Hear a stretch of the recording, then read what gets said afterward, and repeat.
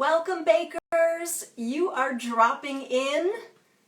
We're just a little bit early. I am so happy to see you. Hi, Life of Irony.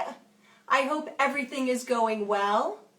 Let me know where you're logging on from and what fun thing you're baking or doing this weekend. Let us know. Let us know what's going on. Oh, Patty, I'm so happy to see you. That's awesome. It's great to see all of you. Chef Wendy, yay! Awesome. All right, it is 12 noon here on the West Coast, so it is time for us to officially go live and start the show. I'm Chef Colette. I'm your host and baking expert, and this is the Dough Doctor. So welcome, everyone. Wow, we have some great questions today. I'm so excited. And Life of Irony's coming in from Florida. We've got Wyoming. Wow, it's amazing. I'm so grateful that you guys are logging on, and let's get started. So let's get started with our questions. That's what we usually do on the show. And the first question that came in this week was from one of our bakers, Regina. And Regina asked about savory tarts for the holiday. And that got me thinking, because we can go on the internet and we can find hundreds and hundreds of savory tarts. But wanting to be a little bit more thoughtful, there's tons of them. I could read off a laundry list of about 20 just out of my head, like quiche Lorraine and pissaladière, and so many different combinations, that spanakopita, like your heads could swim. But for our baker Regina and all of you out there who might be thinking that, especially after we made all that tart dough, or not tart dough, sorry, pie dough a couple weeks ago, what about using that for something savory instead of something sweet?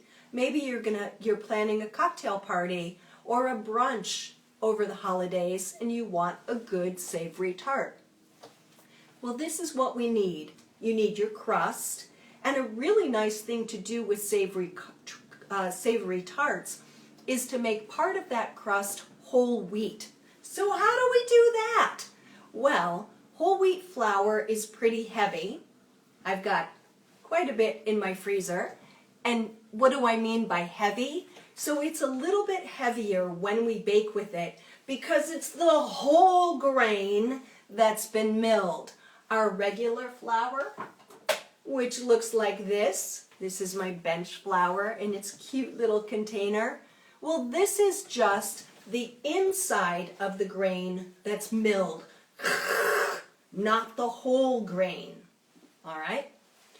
But with that whole grain, we get some wonderful nuttiness and flavor. So for a savory tart, remove a quarter of the regular flour and substitute a quarter whole wheat flour and increase the liquid by 15 grams or a tablespoon, because whole wheat flour hydrates differently. Again, it's the whole grain, and part of the whole grain is the bran and the germ, and they take on water a little bit differently than the center of the grain, aka the endosperm.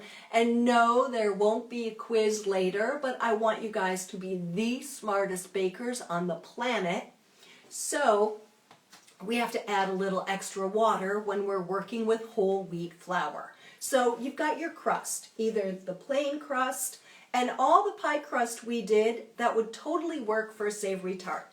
You could make some of it whole wheat. You could use a little rye flour, just sub 1 for 1. Get as creative as you want.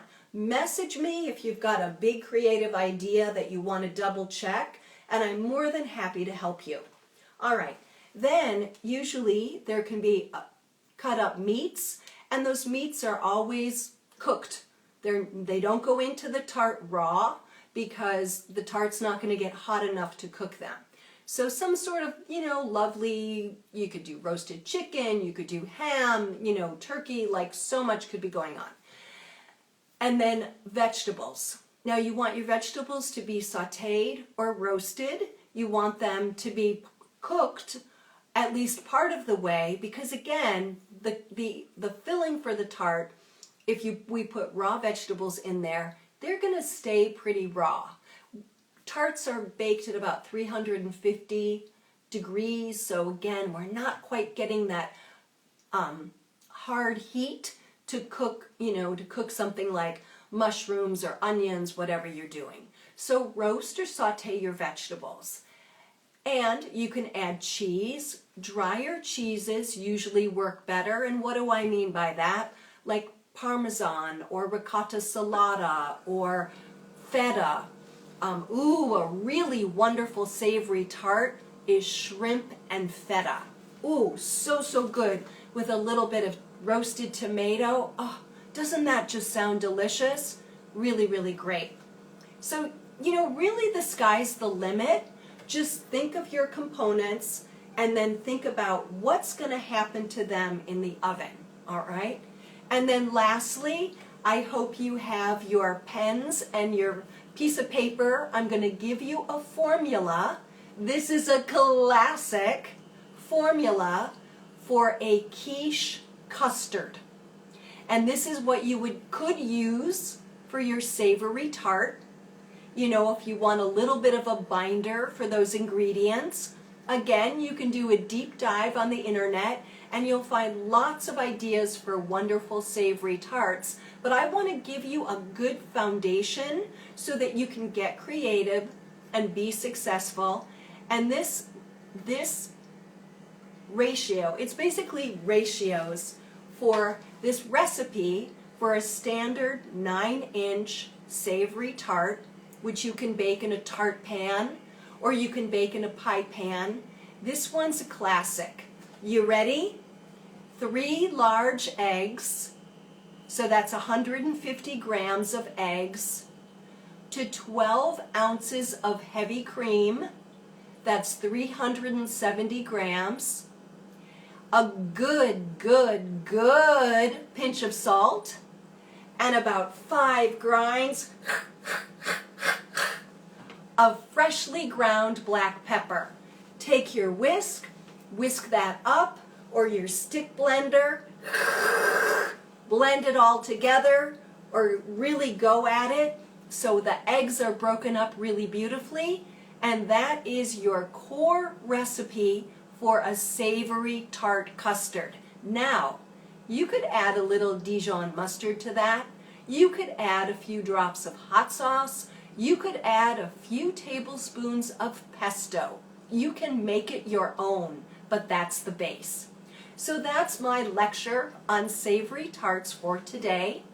And so just be creative, have fun, and tag me in those savory tart posts.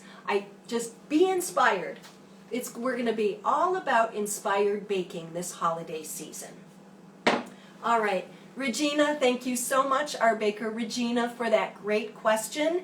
And I hope that helps and gives you some insight on how you can take your tart dough, your vegetables, a little bit of really lovely, protein, and an egg custard, and you can just go all out. Your friends and family will be amazed.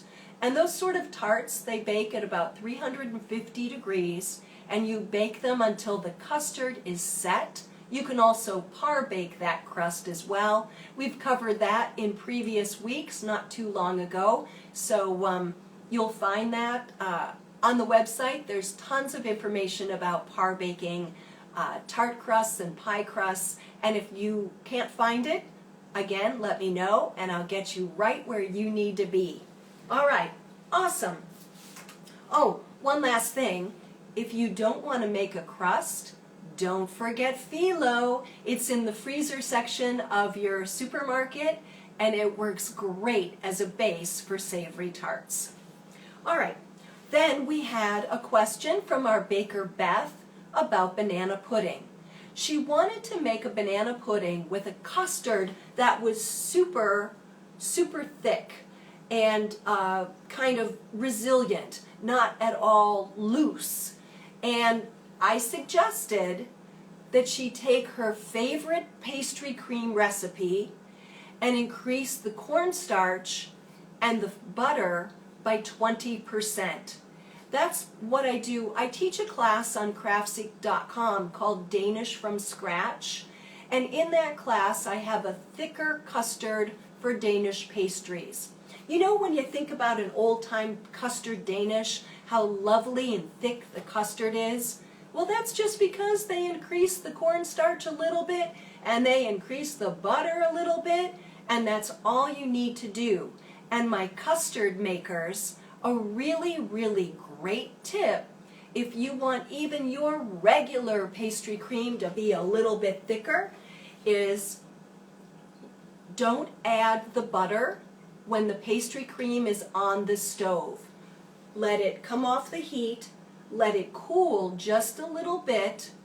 Your butter is going to be at a soft room temperature, and you're going to whisk it in after waiting about 5 to 7 minutes so it doesn't melt out completely. And that time, and you can cover the pastry cream if you're worried about it, it should be okay. But the softened butter and the slightly cooler pastry cream, the butter won't completely break down, and it will help thicken your pastry cream. So Beth, I hope you're watching. Those are 2 great tips to help you get your thicker pastry cream for your banana pudding. And bakers, you might be wondering, how do you take, Chef, you're talking about pastry cream, she wants to make banana pudding, well, how do we put the 2 together? You would add banana puree from nice ripe bananas to that finished pastry cream to taste. And if you had a really nice, good quality banana flavoring in your baker's pantry, that would be a great thing to add. Or if you had a little banana liqueur, creme de banane is what it's called, you could add a little bit of that too. And BTW rum, golden rum or dark rum, brings out the flavor of bananas. So have fun, go crazy. That's what you can do with really making your banana pudding super banana-y and, you know, a little bit more adult focused. Of course, if we're baking for kids, we probably want to back out the booze. But those are good things for you guys to know as bakers, that certain ingredients like rum can be real strong flavor enhancers for other ingredients. As a matter of fact, I'm going to plug for a really wonderful book.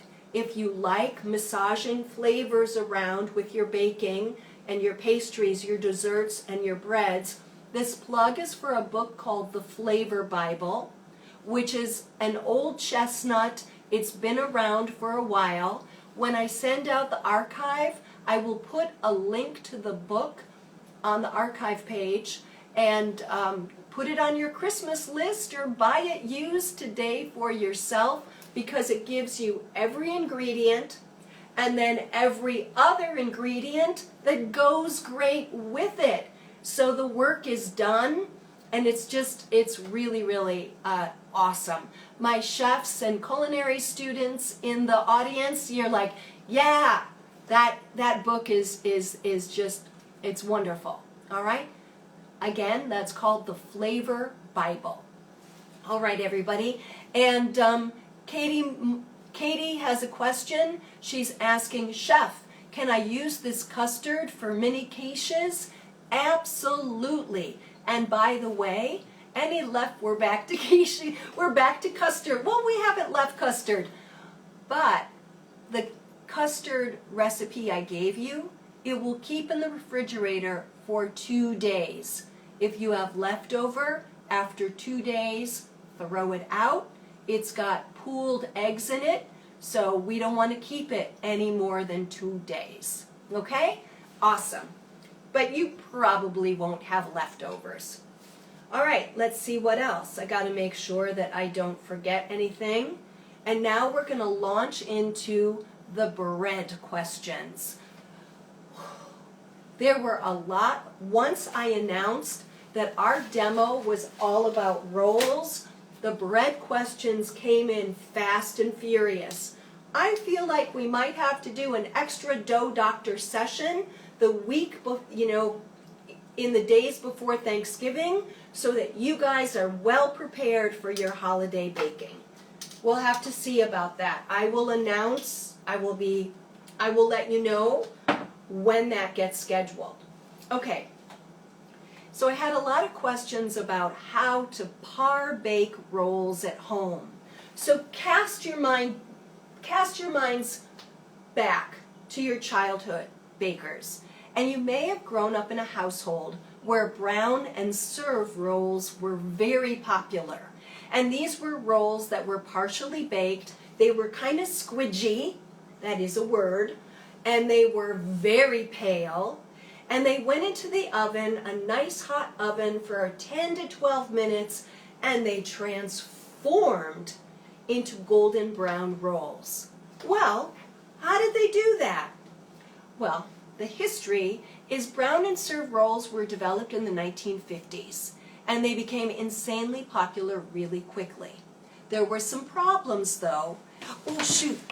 Bakers, I'm losing my iPad. So wait, hold on, we're experiencing technical drama. So hold on here. It's always something, right? Okay, I think that will hold. Let me come back and make sure. Don't worry, one day this show is going to have a crew and this crazy stuff is not going to happen. I'm manifesting, audience. Manifest with me, and it will happen. The dough doctor, big time. All right, where was I? Yes. Brown and serve rolls, par baking. All right, here's the deal. A lot of chemicals go into those rolls. They don't last, so there's a ton of mold inhibitors. Well, that was dramatic. What I mean is, they have to add dough conditioners, not always a bad thing, and mold inhibitors. So because the problem with par baked dough is it has a tendency, I have to fix my camera, it has a tendency to mold very quickly. So for us at home, without industrial equipment and those marvelous little chemicals, par baking is not the greatest idea. It doesn't really work. And freezing the dough is a possibility, but again, the frozen dough that we buy in the supermarket, that also has protective additives added to it so that it's got to be transported. It's got to be loaded into that freezer. It's got to handle people that open the door and stand there. Oh my God, that makes me insane. Like as if their long lost prom date is in that freezer. It's crazy, crazy town. But the dough has got to be designed to handle 7 shades of crazy. So they load it up with stuff. And we don't have that stuff. And therefore, the best thing to do, I feel, you've got a couple options. You can make your rolls all the way, start to finish. Bake them, and then freeze them, all right? And then take them out and let them thaw at room temperature for several hours. And before serving, put them in a 350-degree oven for about 5 to 7 minutes, and they come right back. Now, I'm getting some great questions, and then I've got some wonderful comments from our bakers, so I'll be reading those in just a second. Honestly, I know I can feel the doubt coming through the camera, but chef, they're not fresh baked. They're not. And JG, I see your question about freezing them when they're shaped. I'll get to that in a second. So that's one option. The other option is I'm going to demo a really quick easy soft roll recipe, and you might be shocked at how quickly it goes together. But I'm still encouraging you to do them the day before and refresh them, because for Thanksgiving dinner, our ovens get tied up like crazy. And those of you who make bread on a regular basis, you know that the dough doesn't wait for that turkey. We can't take the turkey out to put the rolls in. So I really recommend that you work maybe a day ahead or make them even the night before. And if it's the night or day before, they just have to be well wrapped and then refreshed. So that's my suggestion. I'm going to do a couple tests on par baking in my home kitchen and see if I can get anywhere close. Now next week I am filming. I'll be on location, so we will not have Dough Doctor next week. We'll be on hiatus, but we'll be back on the 19th and I will report back to you. All right? So I'm going to try, but I know in my heart of hearts that the par baking, well, I'm going to be optimistic, but I did a deep dive, I did some research, I read some academic dough papers, and I'm like, oh Lord, you know, the deck is stacked, but we will give it a try. Bakers, what I want you to do this week, if you can, is make, if you really want to make rolls for Thanksgiving, do a dress rehearsal. Make them, make this recipe, and then give it a whirl. And then if you have questions, you let me know. And again, I'm having technical difficulties, and this is just how it rolls here in the big city. And yeah, it's not fun, but we're going to make it work. And just bear with me, bakers, 1 second, okay? It's my tripod. That's what's hinky at this moment. And it just doesn't want to work, and that is a pain in the butt. So I apologize. I'm going to just try to figure out some way to hold this up really quickly and come back to you. Close your eyes if camera movement makes you dizzy.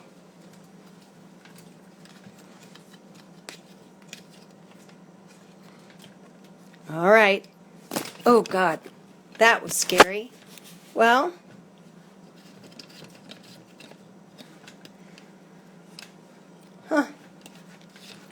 my bakers, I am so sorry, but just bear with. I need a commercial. That's what I need.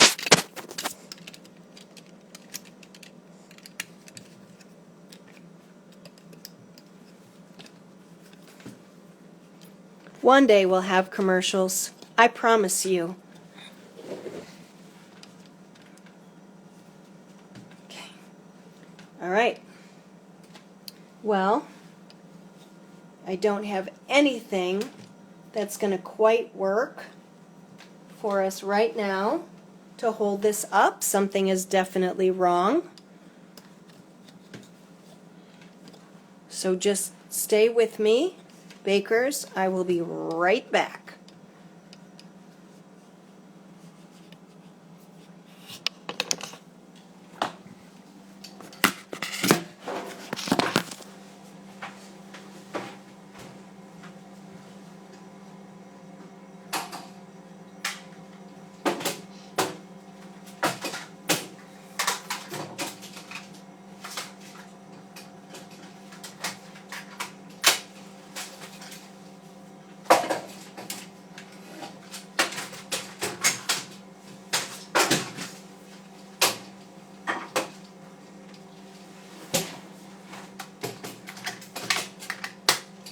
Alrighty, bakers, we are coming right back, I promise you.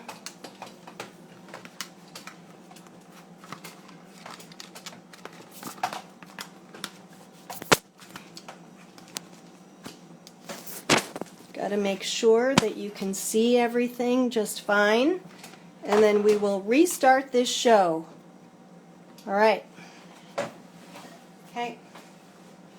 Wow, that's really funny and quite crazy town. Thank you all for bearing with me. That's all right. Great. Okay. Well, you might not be able to see me, but you can see the work surface, and that's all that matters. Well, that was hilarious. All right, everyone, I'm going to start demo. So this soft roll recipe, put in the comments if you can see and hear okay. Please, somebody let me know, and I apologize for the tech issues. All right, so now I'm going to show you how to make this soft roll dough by hand.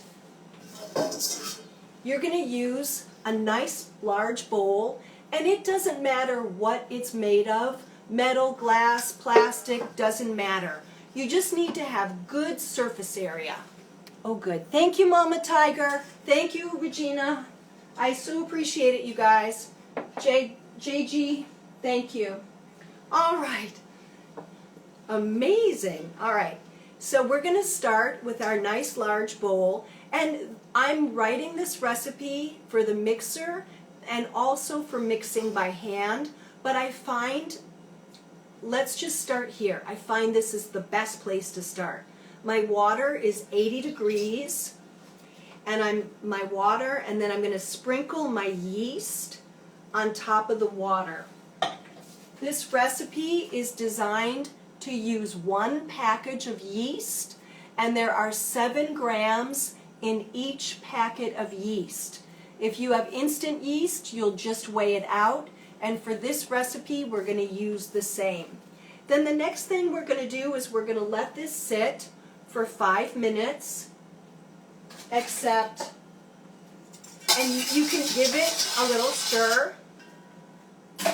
Since we had those technical difficulties, I'm going to actually just go ahead and start mixing, but it's very important that the yeast hydrate for about 5 minutes, especially if you're using active dry. Now I know the back of the package says the liquid has to be 100 degrees. You can heat it up to 100, but trust me, 80 will work as well. Next I'm going to add my milk, and that's also at 80 degrees. If you have an instant read thermometer, use that. If you don't, just touch it. Cool body temperature is what we're going for. This is a low stress dough. We're not at the bread baking Olympics, you guys. We're making rolls for Thanksgiving. So let's recap. Water, yeast, 5 minutes. Add the milk. Then the next ingredient that's going in is the flour. This is unbleached bread flour. I was holding the bag yesterday in my post. And then we're going to add sugar, just a little bit of sugar. And then we're adding butter. And the butter is nice and soft. And then the salt. Now you can use, I really recommend this tool. Just a hard-sided plastic bowl scraper works really well. If you don't have this, then use a wooden spoon, but you're going to need a spatula to scrape the bowl. And some of you may have a dough whisk, so you can go ahead and use the dough whisk. And when you use the dough whisk, the pigtail is on the bottom, like that. And these are available through Amazon and King Arthur. I think mine says King Arthur. It does. That makes it super cool. All right, but my fave is this. So now that I have these ingredients in here, and this is also bakers, I get a lot of bread questions. You can make a really lovely dough by hand. You do not need a mixer. If you have one, great, but it's not 100%, it's not necessary. So we're going to take this and we're going to bring the liquid and the dry together. Now, right off the bat, the biggest mistake that everybody makes is they take it out of the bowl too soon. When we're making a yeasted dough, we want to keep the dough in the bowl until it becomes a true, and I mean a true cohesive mass. So I'm scraping the side of the bowl. You want to work quickly, and you want to just mash. It's a little bit like that pie dough. You want to just mash the water. We're basically pushing the water into the flour. All right? So, and you see what I did? Now, the only bad thing about the plastic bowl scraper is that the wet dough will stick to it. So just take like your offset spatula and scrape it. Scrape it, because we need that water too. So see what I'm doing, bakers? I still have a little bit of powder. So now, but it looks good. It's a cohesive mass. Now you can get your hands in there and you just push and you push and you push, and look at that. The bowl is clean. Now this formula is calculated so you don't need to add any flour. I will tell you, I have strong opinions. Any recipe that has you add a half cup of flour or that kind of nonsense at a time is either 50 years old or it's just plain wrong. A good bread recipe, it just should come together like this. Now, we might need a little flour for our work surface because we're kneading by hand or our hands, but we're not going to tinkle in any more flour. Doesn't that look good? Like, what did that take? 2 minutes. Now we're going to push, fold, turn. Push, fold, turn. Push, fold, and turn. And guess what? I didn't stabilize my board. Okay, so here we go. All right. And it's going to get, as you work the liquid through the dough, and this won't happen in the mixer, but for those of you kneading by hand, you can see I've got residue on the board, and I've got a little bit of residue on my hand, and sometimes this just freaks bakers out. Don't freak out. You're going to take your scraper, and you're going to scrape. If you order a scraper, make sure you do not get a silicone one. They are too soft. You want to get the harder plastic. The best brand, I feel, is this one from ATECO, Atico. All right, so it's pretty rough, okay? And what I'm going to do is I'm just going to put a little bit of flour on my hand, on the board, and a little on my hands. So bakers, yes or no? Do I want to dump a ton of flour on my board? Put it in the comments.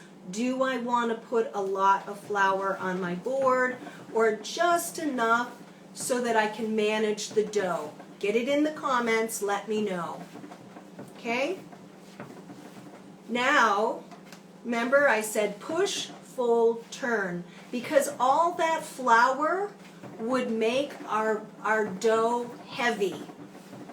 So now, okay, push, fold, turn. You can have your music on.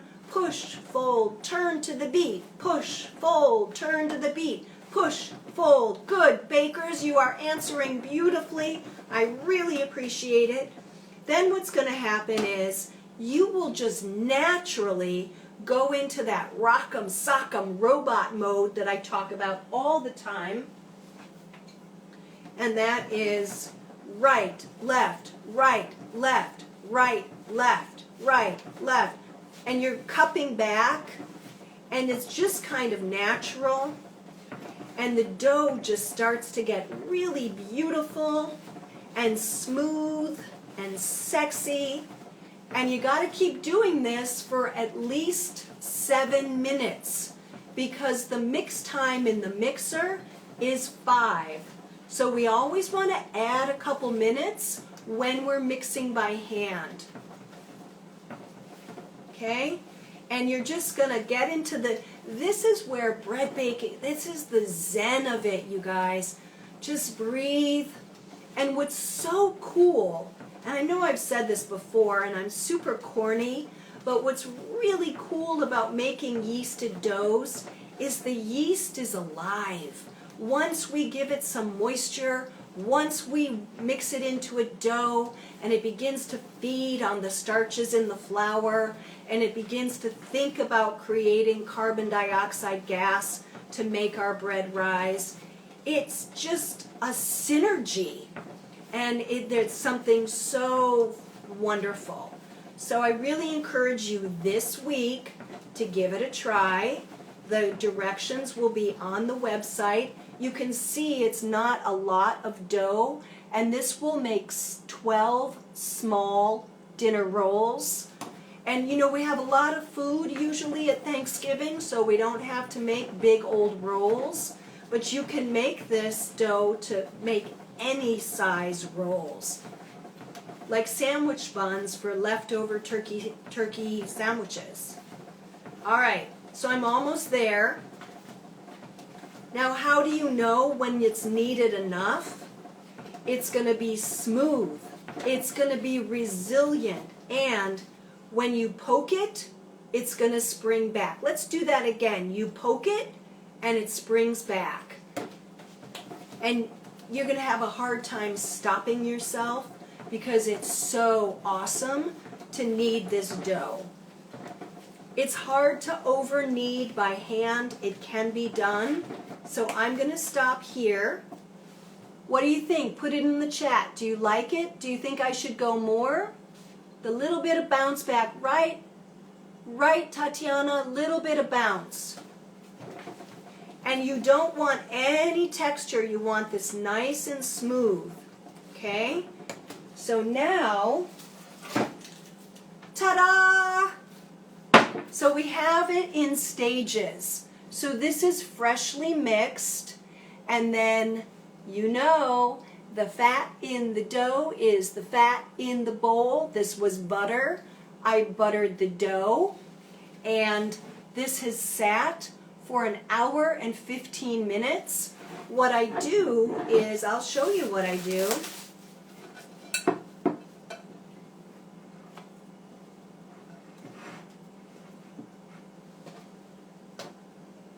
I drop the dough in the bowl, and then I think we'll be able to reuse this plastic wrap, which is great because that makes us truly sustainable bakers.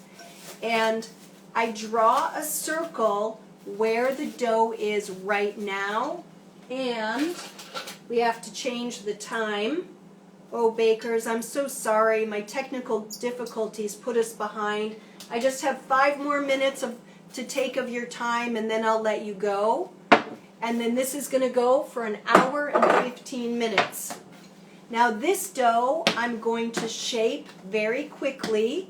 Remember I said this makes about 12 rolls, and the wet dough weight is about 55 to 56 grams. What you can do, and I'm going to show you this right now, when your dough has doubled in volume and it looks like this, super pretty, you grab your scale and you plop the dough on it, and it's 673 grams. So you're going to go 673 divided by 12, and I have no idea what that is, so we're going to grab the phone. And I just had a question come in, so it's a good thing I grabbed the phone. 673 divided by 12. I'm going to weigh this out to 56-gram pieces. I'll shape a couple in front of you, and then I want to show you what it looks like proofed. And then I'll send you back to your kitchens and your weekend baking, or actually, bakers, this is the week to get your ingredients. And clean your refrigerators out. I mean, start to get ready because it's coming. It's the most wonderful time of the year, but it's also a little stressful. Okay, I'm just going to do 3 because I don't want to waste your time. And what's going to happen, hold on.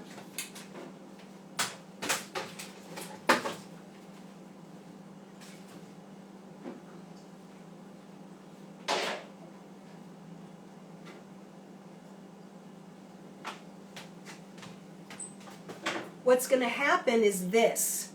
Aren't these pretty? They're ready to go into the oven.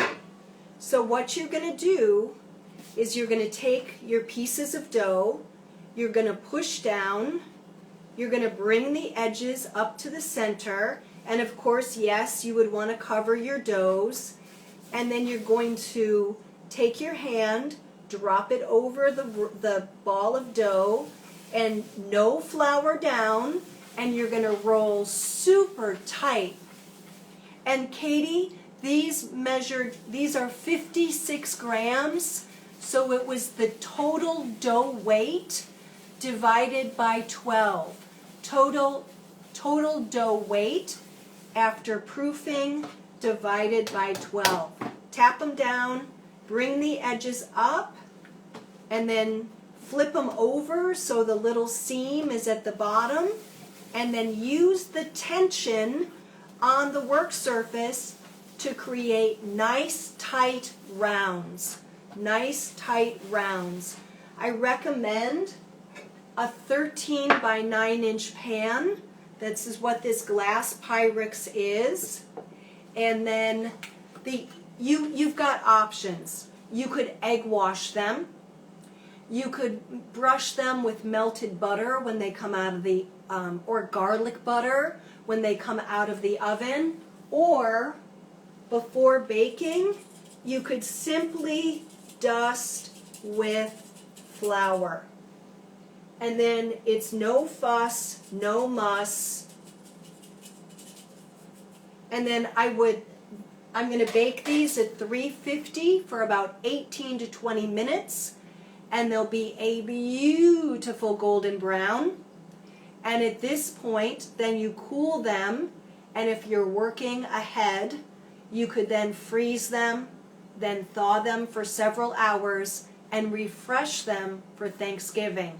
I know you all want to make fresh rolls on Thanksgiving Day. I can feel it, and we will figure that out. Thanksgiving is all about, Thanksgiving is all about timing. So if you have timing questions, please send them to me and we'll cover them on the next show.